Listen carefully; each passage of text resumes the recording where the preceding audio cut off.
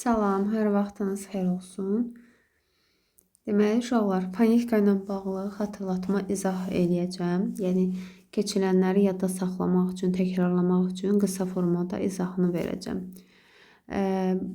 Birinci başlayırıq. Fonetik təhlil zamanı bir sözün yazılışı olur uşaqlar, bir də tələffüzü olur. Məsələn, tutaq ki, kitab sözü. Kitab sözünün yazılışında biz ümumiyyətlə sözün yazılışında təhlil edəcəyik ahəng qanunu, heca, bir də vurğu. Yerdə qalan saitlə, samitlə bağlı nə olacaqsa, biz tələffüzdə baxacağıq. Yəni, bizim tələffüzümüzdə artıq b samiti qalmadı və biz onu təhlil edə bilmərik. Yəni, qısacası sait, samiti harda təhlil edəcəyik? Biz tələffüzdə təhlil edəcəyik. Bu bir. Yadımızda qalsın ki, uşaqlar, sözlərdə səs uzanması, sadəcə uzanma varsa, yazılışı ilə tələffüzü fərqlənmir. Uzanma varsa, fərqlənmir. Yəni, sadəcə uzanma varsa, başqa heç bir şey yoxdursa. Məsələn, tutaq ki, xəzinə. Xəzinə sözünün yazılışı ilə tələffüzündə heç bir fərq yoxdur. Çünki burada heç bir şey dəyişməyib, səs artmayıb, azalmayıb, səs düşümü baş verməyib. Və ya uşaqlar, sözdə uzanma varsa, biz o uzanmanı göstərməsək, məsələn, şölə sözündə uzanma var. Göstərmədim qoşa nöqtəni.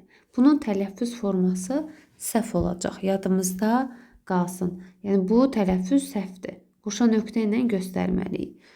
Sonra bilirdik ki, bu sonluqlarla bitəndə anə, yanə, namə ilə bitəndə bu sözlərdə iki uzanma olacaq. Dəvətnamə, dahi yanə. Ancaq bir dənə sözümüz var idi ki, mərd anə sözü istisnadır ki, burada mərdanədə bir uzanma var. Sadəcə mərd hissəsində yox, anə hissəsində bir dənə uzanma var. Uzanmaya görə mənası dəyişən sözlər hansılar idi? Nərə, əyan, dava, bir də bəzi. Səs uzanmasına görə mənası dəyişən sözlər idi. Və ya bir də bizim sözlərimiz var idi. Bəraət, şücaət, qənaət, qiraət. Bu sözlərdə bir də riayət sözü. Sadəcə uzanma var idi, fərq yoxdur. Yazılışı və tələffüzü fərqlənmir bunların. Deməli, uşaqlar, bu sözlərdə riayət sözünün yazılışında elə y var. Sonradan artma yoxdur. Bunu da dedik. Uzanma ilə bağlı yadımızda qalsın ki, uzanma varsa mütləq uzanma göstərilməlidir. Anə, yanə, namədə 2 dənə uzanma olur. Mərdanə hissəsində, mərdanədə sadəcə bir dənə uzanma var. Səs uzanmasına görə mənası dəyişən sözlərdir bunlar. Yadda saxlayırıq. Sonra uşaqlar, sözlərdə kəmiyyət fərqi olur. Kəmiyyət fərqi nədir? Kəmiyyət fərqi ya səs düşümüdür, ya səs artımıdır. Məsələn, tutaq ki, radio sözündə. Radioda nə baş verəcək? Ortaya bir y səsi artacaq. Radio. Və ya səs düşümündə, məsələn, deyək ki, neftçi deyəcəyik də, neftçi yazacağıq, t düşəcək. Yəni, səs düşümü və səs artımı kəmiyyət fərqidir. Bir də var uşaqlar, keyfiyyət fərqi. Keyfiyyət fərqi nədir? Keyfiyyət fərqi səs dəyişimidir. Məsələn, pələng yazacağıq, nə deyəcəyik? Pələng. Cingitlidən kara keçmiş oldu. Deməli, bu olacaq keyfiyyət fərqi. Sonra uşaqlar, saitlərlə bağlı eyni olan saitlərdən hansılarda düşmə olurdu? Qoşa a'larda, qoşa ədə, i'də. Bunlarda nə baş verirdi? Biri düşürdü, biri uzanırdı. Məsələn, təəccüb sözündə 2 dənə ədən biri düşür, biri uzanır. Daha doğrusu biri düşəcək, biri uzanacaq. Təəccüb. Cığlarda heç nə olmaz. Təbii sözündə İ'nin biri düşür, 2 i ilə yazılır, biri uzanır. O ilə olanlarda, məsələn, qoşa o. Tutaq ki, biri var z ilə yazılan zoologiya. Zoologiya sözündə z-nın biri düşəcək, biri uzanacaq. Z ilə başlayanda. K ilə başlayanda 2 o, bir dənə a kimi deyiləcək. Kooperativ yazacağıq, kooperativ deyəcəyik. Kooperativ. Bir də uşaqlar K-nı göstərdim. Yadımızda qalsın ki, əgər biz K səsini eşitmək istəyiriksə, tələffüzdə mütləq onun üstündə ştrixi göstərməliyik. Göstərməsək, tələffüzü səhv olacaq sözün. Məsələn, mən tank sözünün tələffüzünü belə yazsam səhvdir. Çünki burada balaca ştrix olmalıdır. Belə olsa düz olacaq. Deməli, 2 dənə o z ilə olanda bir dənə uzun o kimi, K ilə olanda bir dənə a kimi tələffüz ediləcək. 2 dənə o. Bu da belə. Sonra müxtəlif cinslərdən a idi, i adı, ə idi, i ədi, i o, i u. Uşaqlar, bunlarda bir dənə yadımızda qalsın ki, bir dənə y bunlarda artacaq. Yerdə qalanlarda artmayacaq. Məsələn, tutaq ki, ü-a, müavin olduğu kimi qalacaq. Tələffüzü dəyişmir. Ü-ə, nə bilim, e-a, ə-a, e-o və s. Yəni, artanları yadımıza saxlayırıq ki, bunlarda y səsi artır, ancaq yerdə qalanlarda artma baş verməyəcək. Deməli, uşaqlar, bu sözlərdə səs uzanması yoxdur. Vitamindir, hesabdır. Hazırki sözündə səs uzanması yoxdur. Və ya cümhuriyyət sözü. Cümhuriyyət sözündə uşaqlar uzanma yoxdur. Məhsul sözündə uzanma yoxdur. Bu sözlərdə səs uzanması olmayacaq. Yadımızda qalsın. Yadımızda qalsın ki, ov, öv birləşmələrində səs uzanması olmaz. Yəni, v düşüb səs uzanması olmaz. Nələrdə olmaz? Ovda, övdə, öv, bir də əh. Bunlarda v düşüb, h düşüb uzanma olmaz. Bu sözlərdə uzanma yoxdur. Uzanma yoxdur. Yadımızda qalsın. Bu sözlərdə uzanma yoxdur. Bunlarda da birləşmə olmaz. Uzanma yoxdur. Bir də uşaqlar, məsələn, tutaq ki, təəssüflə sözü. Təəssüflə sözü 2-ə, 2 dənə s ilə yazılar və tələffüzdə ənin biri düşər, biri uzanar, təəssüflə formasında tələffüz edilər. Biz elə bilərik ki, burada səs düşümü baş verdi deyə azalma baş verdi. Baxırıq ki, 3, 5, 7, 9 hərf var. 2, 4, 6, 9 səs var. Yəni, bərabərləşdi. Niyə? Düşənin əvəzinə bir dənə n gəldi. Bu oldu, bərabərləşdi. Burada yəni, səslə, yazılışla, tələffüz arasında kəmiyyət fərqi yoxdur. Bərabərləşdi. Düşən gəldi, yerinə bərpa oldu. Bunları da yadımızda saxlayırıq. Bəzi sözlər var idi ki, uşaqlar, məsələn, xala oğlu, dayı oğlu, bibi oğlu, əmi oğlu, əli ağa. Bunlarda düşmə baş verəcək saitin bir, ancaq uzanma olmayacaq. Yəni, necə var? Yəni, sadəcə səs düşümü baş verəcək, uzanma olmaz.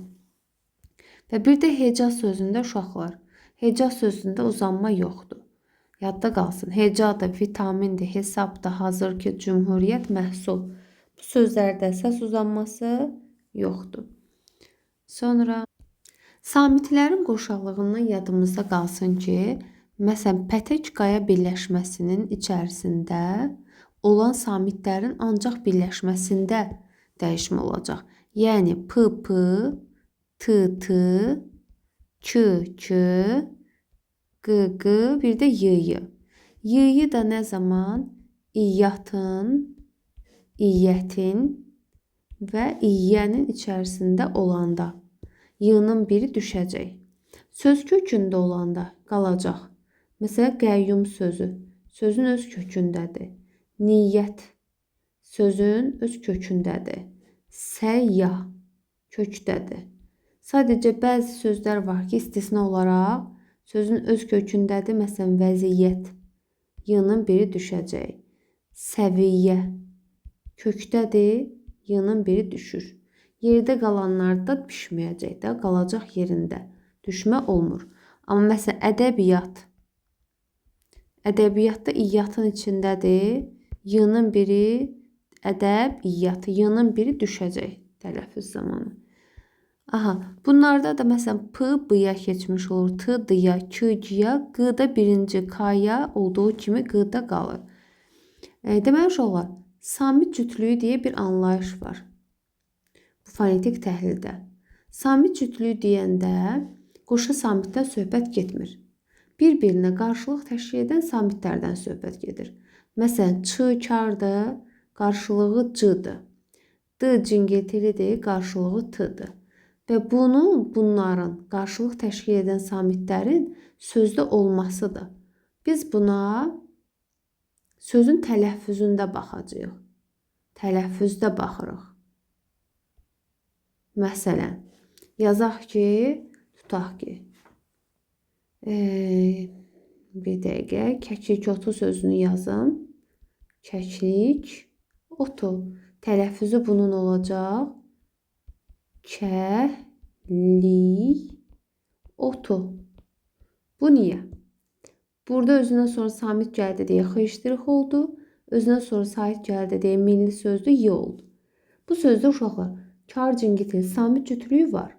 Xışdırıq kardır, qarşılığı y-dır. İstər bu yanaşı cütlüyü görən kimi yanaşı gəlməyini düşünməyin. Sözün içində olsun. Biri ortada, biri axırda, fərqi yoxdur.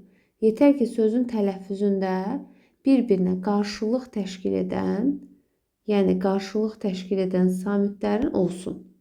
Məsələn, tutaq ki, hətta sözü. Hətta sözü necə deyiləcək? Hətta. Burada indi yanaşı gəlib. T kardır, qarşılığı d cingiltilidir. Burada yanaşı gəlib, oldu içində. Və ya, məsələn, yazaq ki, saqqız. Tələffüzü necə olacaq? Saqqız. Burada da s ilə z bir-birinə qarşılıq təşkil edir. Biri əvvəldə, biri axırdadır. K ilə də q bir-birinə qarşılıq təşkil edir. Bunlar isə yanaşıdır. Deməli, yanaşı işlənə də bilər, biri əvvəldə, biri axırda ola da bilər. Samit cütlüyü deyəndə biz bir-birinə qarşılıq təşkil edən samitləri axtaracağıq və tələffüzdə baxırıq. Uşaqlar, bu sözlərə fən, xət, sir, tip, sonu eyni samitlə bitən tək hecalı qoşa samitli sözlərə biz samitlə şəkilçi qoşanda o zaman yazıda belə həmin samitin biri yazılmayacaq. Samitlə şəkilçi qoşanda. Məsələn, yazaq ki, sir üstə gəl daş. Biz bunu söz kimi yazsaq, r-nın birini yazmayacaq. Sir daş yazacaq. Və ya fən üstə gəl də. Mən bunu yazsam yazıda n-nın birini yazmayacağam. Fən də belə yazacağam. Ancaq biz bunlara sait qoşanda, məsələn, saitlə şəkilçi olduğu kimi qalacaq. Tutaq ki, sirrin qaldı yerində və ya xəttdə, yəni t olduğu kimi qalacaq. Samit qoşanda sondakı samitin biri yazılmayacaq. Sait qoşanda olduğu kimi qalacaq. Bunu da yadımızda saxlayırıq. Sadəcə burada iki dənə söz var idi ki, his və küllü sözlər idi ki, bunlarda məna dəyişir deyə olmaz. Çünki his bir söz samitlə də yazılan var. Ocağın hissi, bu da his duyğudur. Kül bir samitlə l ilə yazılan da var. Ocağın külü, Bunlar məna dəyişkənliyinə görə, dəyişməsinə görə olduğu kimi qalır. Bunlarda heç bir dəyişiklik baş verməyəcək. Sonra uşaqlar, əgər sözün sonu müxtəlif samitlə s-tı, f-tı, x-tı, ş-tı bunlarla bitəndə biz bunlara samitlə söz və ya şəkilçi qoşanda nə baş verirdi? Sondakı t düşürdü. Söz və ya şəkilçi. Məsələn, tutaq ki, yazaq ki, sərbəst, sərbəstlik olacaq sərbəst, yəni bu kökdür, sərbəst kökdür, lik şəkilcidir. Tələffüzdə düşəcək. Sərbəstlik, t getdi. Burada d, l-ya, yəni l-dıya keçib. Yəni t-nın d-yə keçməsi yoxdur. Burada l-dıya keçib. Yadda saxlayırıq. Sait gələndə t d-yə keçmiş olacaq. Tutaq ki, sərbəst iş. Burada özündən sonra sait gəlib, burada t tələffüzdə d kimi tələffüz ediləcək. Sərbəst olacaq. Sonra uşaqlar, samitlərdə başqa nə var idi? Sözün içində n samitindən sonra, əgər n-dan sonra b və m samitləri gələrdisə, n samiti tələffüzdə m səsini verəcək. Məsələn, yazacağım ki, sönməz, tələffüz edəcəm, sönməz. 2 dənə m kimi. Və ya yazacağım ki, sünbül, deyəcəm, sümbül. M olur. Yəni, n m-ya keçmiş olur. Və yadımızda qalsın ki, uşaqlar, kar, keş, bir də paz şəkilsində dəyişmə yoxdur. Yəni, k-ya keçmir, p da b-ya keçmiş olmaz. Yəni, sənətkar yazıb, elə sənətkar da deyəcəyik. Zəhmətkeş yazıb, zəhmətkeş deyəcəyik. Bunlarda heç bir dəyişmə yoxdur. Sonra uşaqlar bilirdik ki, sözün sonu b, d, c, g. Bunlarla bitəndə iki və çox hecalı sözlərdə tək və ya samit ilə söz şəkilçi qoşanda bunlar öz qarşılığına keçmiş olur. D, t, c, ç, g, k kimi. Yəni, məsələn, bir yazacağıq. Tutaq ki, pələng, tələffüzdə pələng. Və ya pələnglər yazacağıq. Tələffüzdə pələnglər deyəcəyik. Amma samit gələndə də yenə bu k-yə keçir. Sait gələndə necə var? Olduğu kimi cingiltili qalacaq. Pələng ovu, tələffüzdə yenə pələng ovu. Çünki bura saitlə başlayıb. Sait gələndə b, d, c, g olduğu kimi samit gələndə karlaşacaq.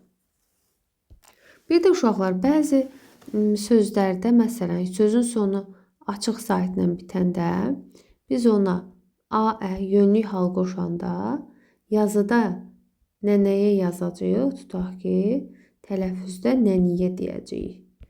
Bəzən bu sözlərdə, məsələn, yazıram ki, cücəyə. Cücəyə sözü, yəni toyuğun cücəsi. Tələffüzdə olacaq cücüyə. Bu tələffüzü mən bu cücə, toyuğun cücəsi mənasında başa düşürəm. Bir də cücüyə, həşərat cücü. Cücüyə yazacağım, elə cücüyə də deyəcəm. Yəni, bu tələffüzü iki fərqli mənada düşünürəm, ancaq nitq hissələri yenə də isimdir. Fərqli nitq hissəsi kimi düşünə bilmirəm. Ancaq bir söz yazacağım, məsələn, qanatdı. Qanatlı sözünü biz 2-3 cür düşünə bilərik. Bir, yazacağım belə, qanaddır. Quşun qanadı. Qanad sözün köküdür. Olacaq isim. Tələffüzdə d-tıya keçmiş olur. R tələffüzdə düşür. İsim olanda belə tələffüz edilir. 2. Mən bunu düşünəcəm düzəltmə sifət kimi. Məsələn, qanadlı quş. Necə quş? Qanad sözün kökü l leksik. Burada qanad d-tıya keçmiş olur, l-dıya. Yəni ki, belə tələffüz ediləcək. 3-cü uşaqlar. Mən bunu yaramı qanatdı feil kimi düşünəcəm və feil kimi də tələffüzü belə olacaq. Deməli, gördünüz, 3 dənə fərqli nitq hissəsi kimi düşündüm. İsim düşündüm, sifət düşündüm, feil düşündüm. 3 dənə fərqli yazılışda düşündüm. Qanaddır, qanadlı, qanadlı formasında. Ümid edirəm ki, bu qeydlər sizə faydalı olacaq. Hər birinizə uğurlar.